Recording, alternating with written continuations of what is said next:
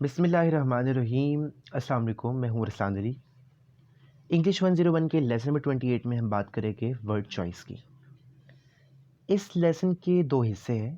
पहले हिस्से में हम बात करेंगे चॉइस ऑफ वर्ड्स की और उनके एक्सप्रेशन की, जबकि दूसरे हिस्से में हम बात करेंगे कुछ ऐसे वर्ड्स की जो होमोनिम्स होने की वजह से हम गलत इस्तेमाल करते हैं। इस लेक्चर के आखिर में 20 ऐसे होमोनिम्स दिए गए हैं जो लिखने में मुख्तलिफ हैं लेकिन प्रोनाउंसिएशन में एक जैसे लगते हैं, लिहाजा हम ये गलती करते हैं। इसके अलावा हम इनमें कुछ गलत वर्ड्स की किस्में पढ़ेंगे जिनमें स्लैंग सबसे इम्पॉर्टेंट है, जो पास्ट पेपर में कई दफ़ा आ चुका है। तो जो आपको हाईलाइटेड लाइंस नज़र आ रही हैं, इन पर ध्यान से देखें। इन्हीं लाइंस में सारा चैप्टर कवर किया गया है।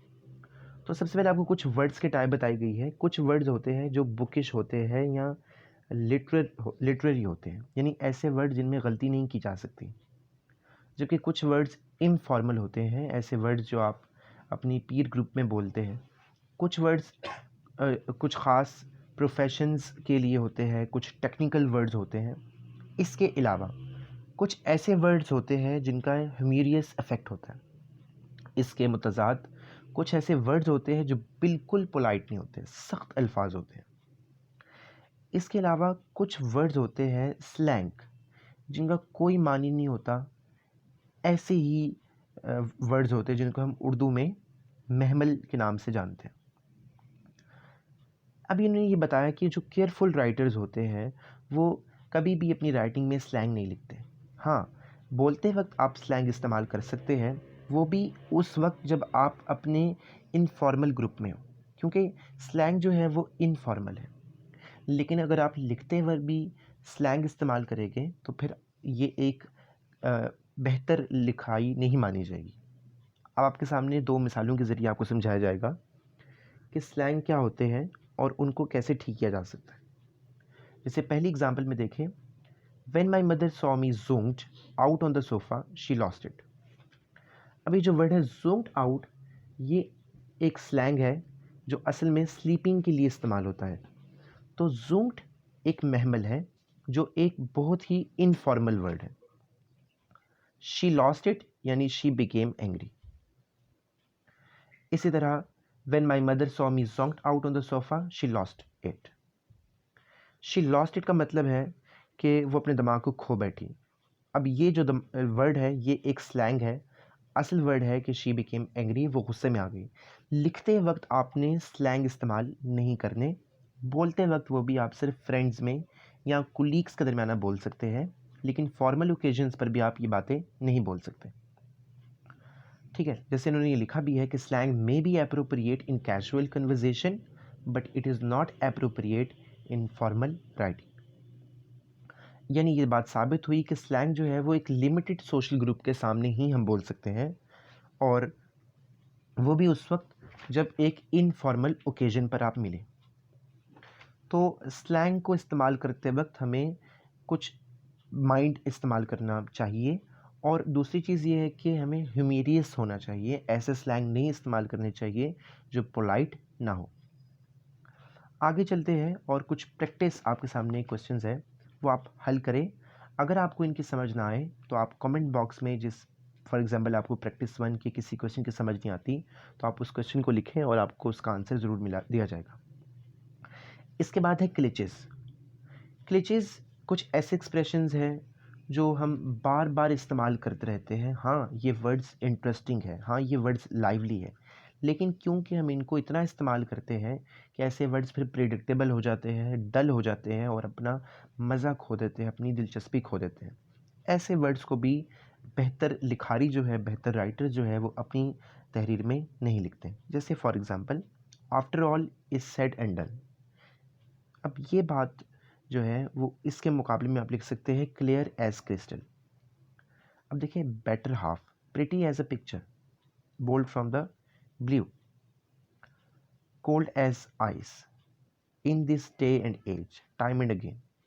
तो ये सारे क्लिचेस हैं जो ऐसे वर्ड्स हैं जो बहुत बोरिंग है और अपना इंटरेस्ट खो बैठे हैं इसके ऑफन यूज़ करने के बाद। इसके बाद है वर्डिनेस।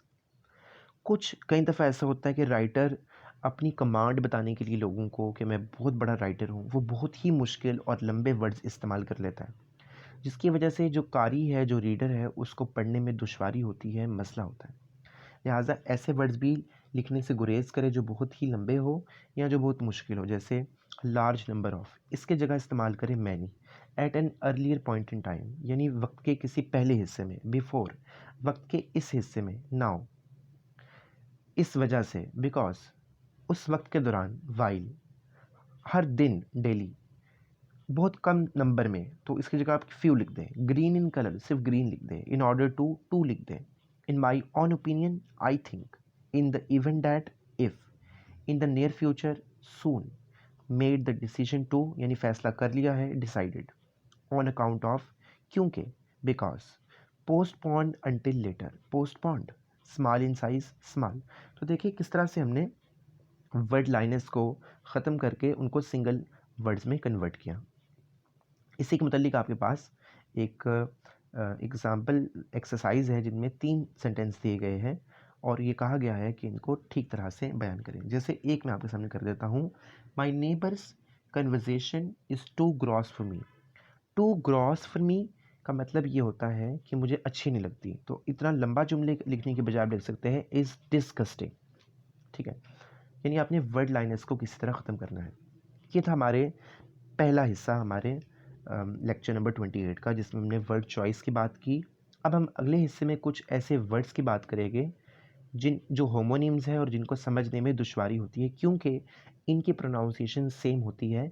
और देखिएगा इनमें से हर कुछ वर्ड्स आपको अभी समझ आएंगे कि अच्छा इनके मतलब डिफरेंट है। जैसे फॉर एग्जांपल पहले ही वर्ड को देखें कि कितना कन्फ्यूजन है। पहला है इट्स, दूसरा है इट, फिर एपिस्ट्रॉफ लगा है, फिर एस है। तो ये जो इट्स है, इसमें एपिस्ट्रॉफ लगा है, ये एक्चुअली इट इज़ की कॉन्ट्रैक्शन है, इट इज़ की शॉर्ट फॉर्म है। जबकि जो ऊपर वाला इट्स है वो इट की पोसेसिव फॉर्म है, यानी इसका। ठीक है, जबकि जो नीचे वाला इट के साथ एपिस्ट्रॉफ लग के एस लगा है, ये इट इज़ की शॉर्ट फॉर्म है, जैसे हम लगाते हैं। दूसरा है देयर, यानी वहाँ। दूसरा है देयर, यानी उनका। फिर है दे आर। अब ये 3 आपको वर्ड्स नज़र आ रहे हैं जो डिफरेंट स्पेलिंग रखते हैं, डिफरेंट मीनिंग रखते हैं, लेकिन होमोनिम्स है, यानी इनको पढ़ते वक्त आपको एक ही जैसा महसूस होता है, इसलिए आप इनमें भी गलती करते हैं। तीसरा वर्ड है योर और यू आर। योर का मतलब है तुम्हारा, यू आर का मतलब है तुम हो, यानी यू आर। इसके बाद पास्ट और पास्ट, इसमें भी लोग फ़र्क करना भूल जाते हैं। पास्ट का मतलब है गुजरना, यानी एक चीज़ वेंट बाय, हैंडेड टू, पास की सेकंड फॉर्म है। जबकि जो पास्ट है वो टाइम के लिहाज से पास्ट है, प्रेजेंट, पास्ट, फ्यूचर, यानी माजी। इसके बाद पांचवा देखिए हुज, यानी किसका, और हु इज़, यानी कौन है। इसी तरह वेदर, यानी मौसम, और वेदर, यानी अगर। फिर है सातवां देखें ऑल रेडी, तमाम तैयार है। ऑल यानी तमाम, रेडी है, और ऑलरेडी का मतलब है कर, मैं भी ऑलरेडी हो चुका है अब तक। ऑल टुगेदर का मतलब है थॉरली, कंप्लीटली, जबकि ऑल टुगेदर का मतलब है सब मिलकर। इसी तरह एंग्री, एंग्री और एंग्री। एंग्री अगर इस्तेमाल हो एज एन अबाउट के तौर पर, और एंग्री विद और एंग्री एट, तो ये डिफरेंट मीनिंग्स देंगे। एंग्री एट, हम we are angry at things, we are angry with people, we are angry about occasions. So angry about, angry with, angry at, ये तीनों आपको डिफरेंट मीनिंग्स दे रहे हैं इस सेंटेंस में। 10वां देखिए तो आपको वर्ड नज़र आ रहा है लाइबल। तो इसका मतलब होता है लाइकली, अप्रोप्रिएट फॉर। ठीक है, लेकिन कई दफ़ा लाइबल का मतलब होता है आंसरेबल, यानी एहतसाब के काबिल होना। प्रॉबली भी कई दफ़ा इसका मतलब होता है। इसी तरह 11वां देखिए आप लोग, तो लाइबल और लाइकली में डिफरेंट है। एक्सेप्ट का मतलब है कबूल करना, और एक्सेप्ट का मतलब है सिवाय। इस तरह एडवाइस का मतलब है नसीहत, और एडवाइस का मतलब है नसीहत करना। इन स्पेलिंग को देखिए और यहाँ से पेपर में आपको कई पेयर ऑफ वर्ड्स आएंगे, बहुत इंपॉर्टेंट है। आप कोई भी पास पेपर उठा के देख लें, आपको ये वर्ड्स मिलेंगे। पास पेपर्स भी ज़रूर मैं फाइनल पेपर से पहले जो है वो अपलोड कर दूँगा। अफेक्ट होता है एक वर्ब है इन्फ्लुएंस, और इफेक्ट होता है वजह यानी कॉज। इसके बाद देखिए डेजर्ट, डिज़र्ट और डिज़र्ट।